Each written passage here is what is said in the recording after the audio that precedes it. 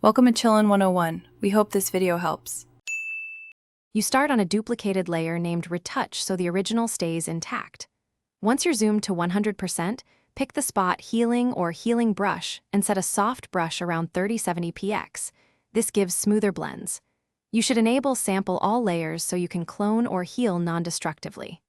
Then, Alt-click Option to sample a nearby skin tone and paint over the hot spot gently. This first pass removes small reflections and preserves texture, which is why you work on a copy rather than the background.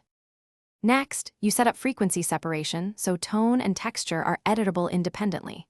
Once you create low blurred tones and high detail layers with a radius around 815 px, paint on the low layer to even out bright reflections without smudging pores. Then switch to the high layer and use a low opacity clone stamp or healing brush to reconstruct missing texture. Sample from adjacent skin. Make sure to toggle visibility to compare, and use 50% gray layers in overlay mode for subtle dodge and burn when required. To finish, you reconcile color and fine edges. Add a mask selective color or hue/saturation adjustment to fix any desaturation or specular color cast, and gently lower the retouch layer opacity to blend.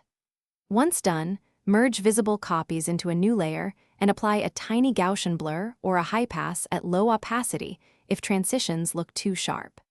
If something goes wrong, undo and reduce the retouch layer opacity first. That single troubleshooting step often restores natural skin without losing work.